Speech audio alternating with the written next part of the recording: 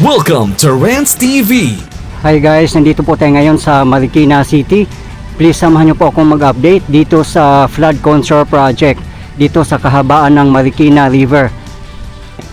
Ito po yung tutumbukin natin, yung kahabaan ng Marikina River flood control papuntang Barangay Malanday and Barangay Tumana in Marikina City. Ito po yung update natin today, July 2, 2026.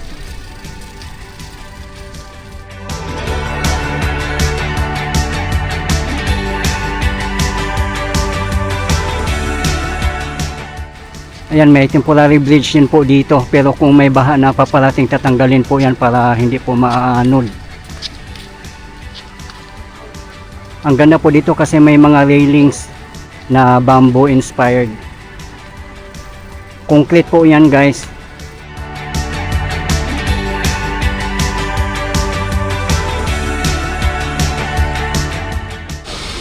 Kahit doon sa kabilang side natin ay meron din pong mga ongoing repairs and improvements.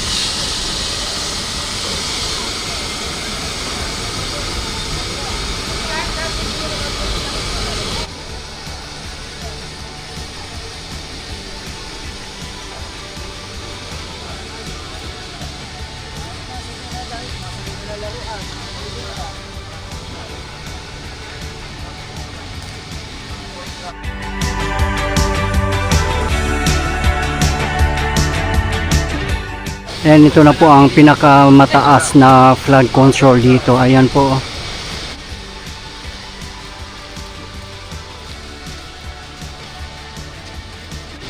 Nasa 20 feet din po ang taas nito or mahigit pa. Ang dami na pong mga baha at bagyo ang dinaanan nito guys, kaya proven and tested na po ang flood control dito.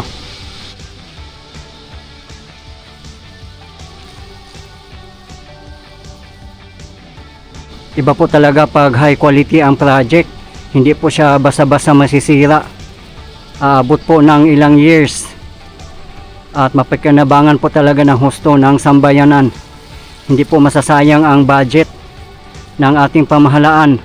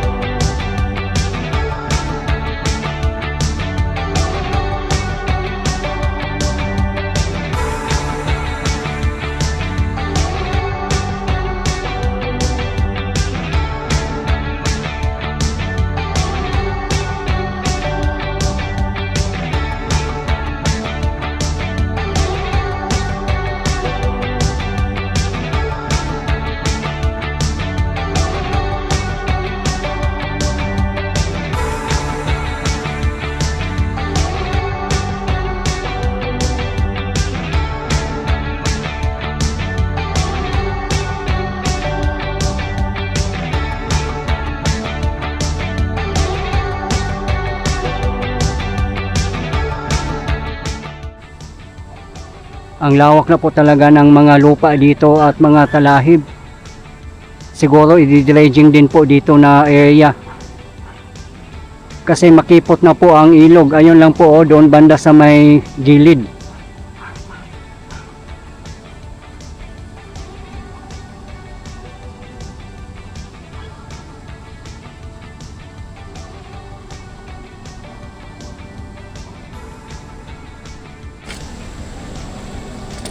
Kung matatapos na po yung ongoing construction ng flood control project from Marikina Bayan up to Barangay Manggahan, ay napakaganda po kasi dire-diretso na po tayo magbike, jogging, walking, or mamasyal.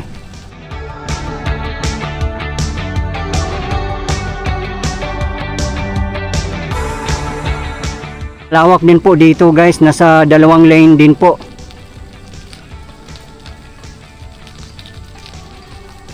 Pero bawal po dumaan ang mga sasakyan dito. Ang pwede mga bike lang, mga motor, e-bike. Yun lang po ang pwede dito.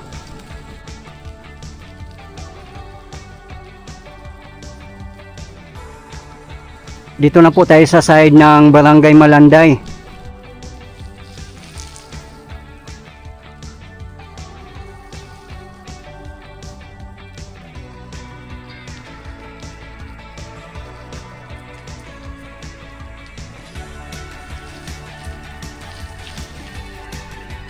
Ayan o, tinataniman na nga po nila ng mais at mga gulay. Kasi ang lawak na po ng lupa sa gilid ng ilog. Ayan o.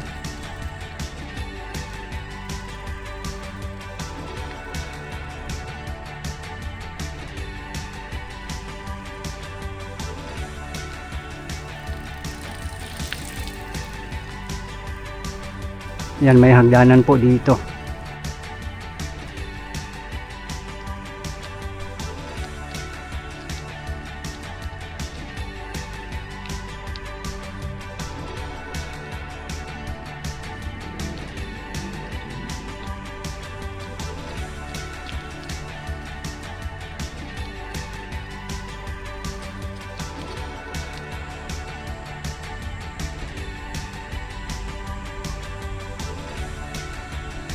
Kung magkakaroon ng dredging dito, napaka-useful din po yung mga lupa na makukuha dito.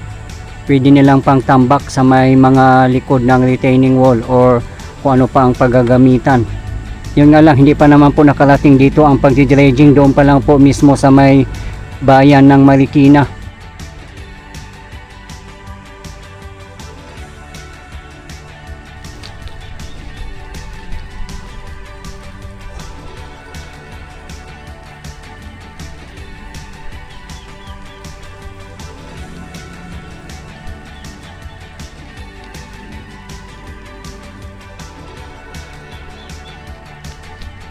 Time check, 5 PM local time.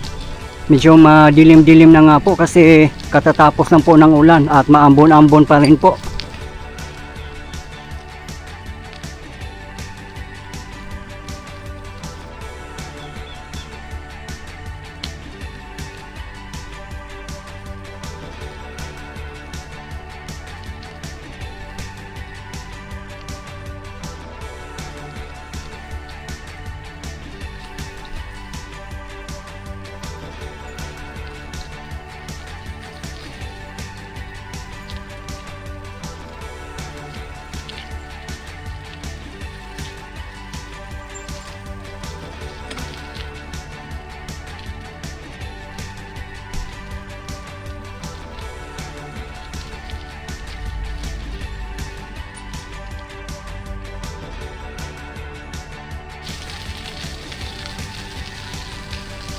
Napakaswerte po ng mga taga Marikina City.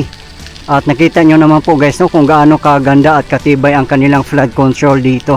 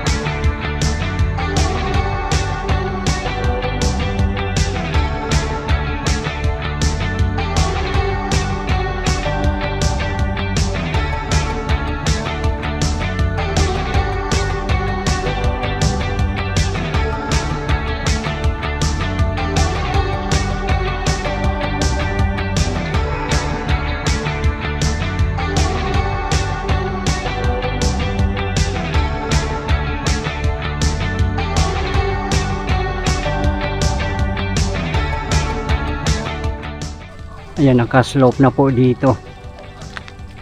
At may mga pipes din siya. At meron din pong hagdanan.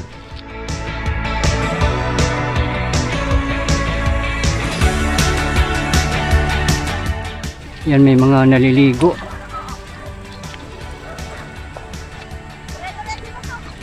Ang babaw po pala talaga dito na area. Yan o, mga bata naliligo. Ang babaw pala niya, guys.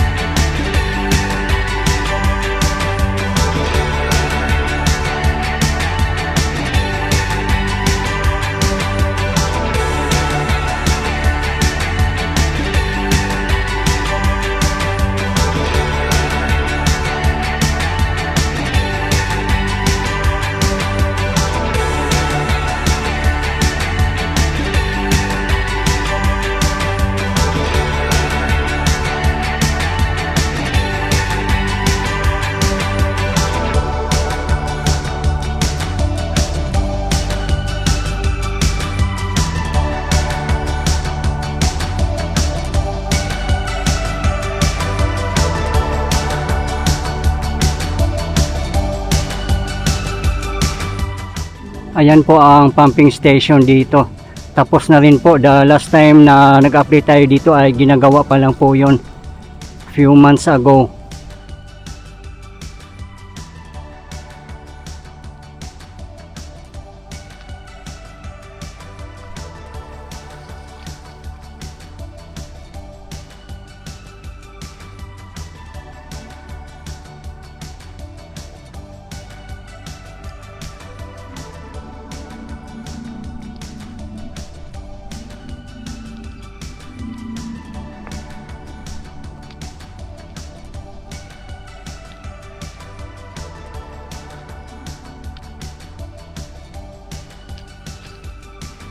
Dito na po tayo sa Barangay Tumana.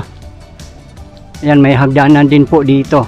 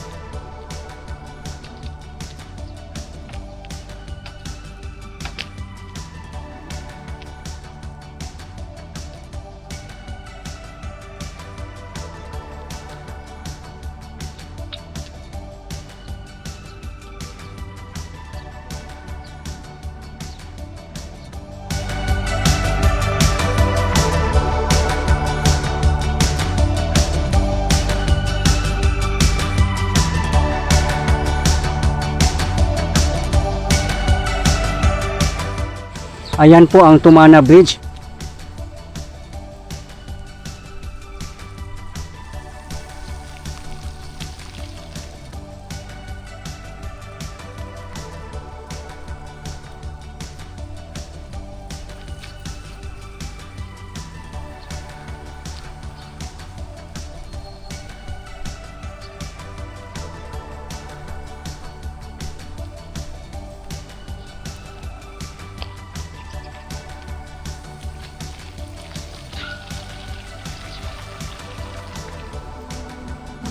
Kung didiretsuhin po natin, ito ay papuntang San Mateo, Rizal.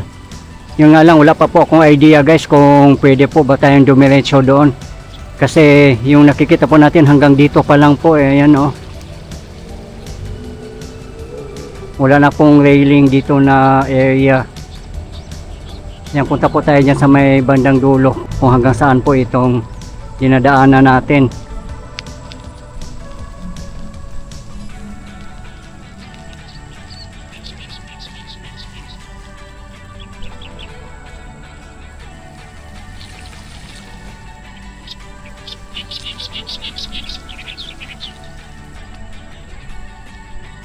Pero yung flood control, ayan oh, meron naman po dyan sa side. Pero doon sa may bandang unahan, hindi ko lang po alam kung meron pa po ba.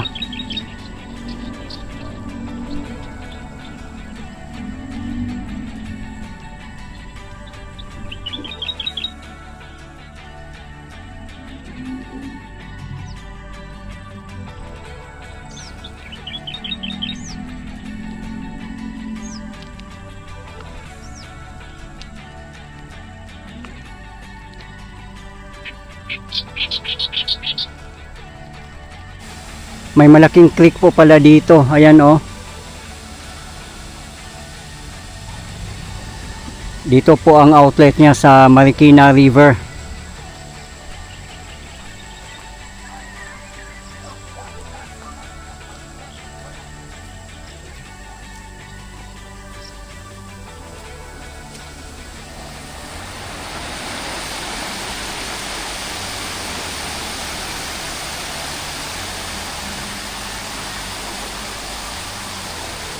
Next time guys, try po nating didiretsuhin.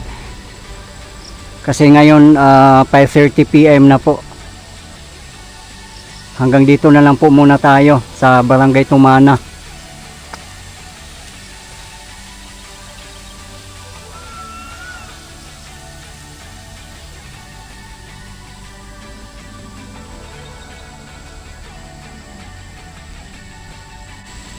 Sa mga gusto pong mapapanood ang iba ko pang updates sa Marikina River Flood Control Project ay nasa aking previous videos lang po, as well as EDSA Rehabilitation and Repairs at MRT 7.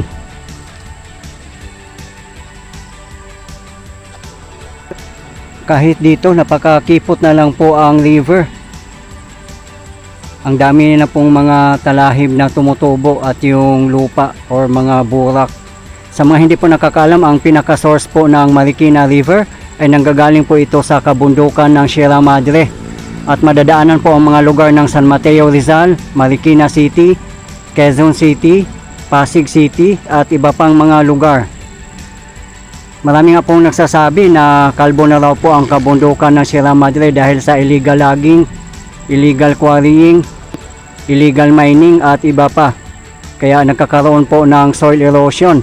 The moment na bumaha or bumagyo, ang mga lupa ay mapupunta po dito sa kahabaan ng Marikina River. Kaya nakita naman po natin na ang babaw na po ng ilog dito. At marami pang mga basura na nakalutang. Pati kabundukan daw po ng Rizal ay kalbo na rin po. Yan po ang mga comments sa ating previous video.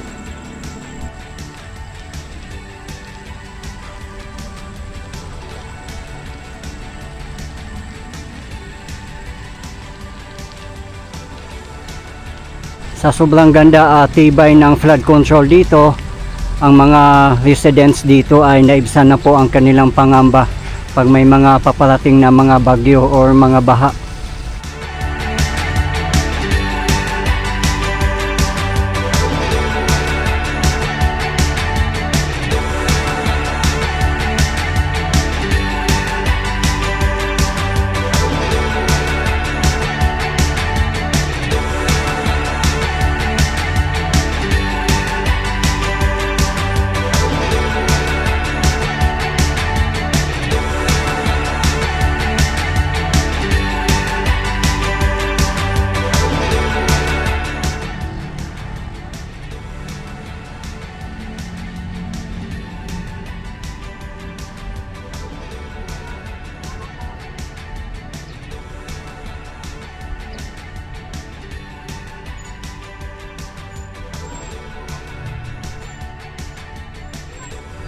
Okay guys, ito po yung latest update natin ngayon dito sa Marikina River Flood Control Project in Barangay Tumana, Barangay Malanday, and Marikina Bayan as of today, July 2, 2026. Maraming salamat po sa patuloy niyong suporta at panonood ng aking mga videos. I really appreciate po. At hindi po ako magsasawang i-update kayo, lalong lalo na po sa mga government infrastructures. Mabuhay ang Pilipinas! Okay guys, thank you for watching and keep safe everyone.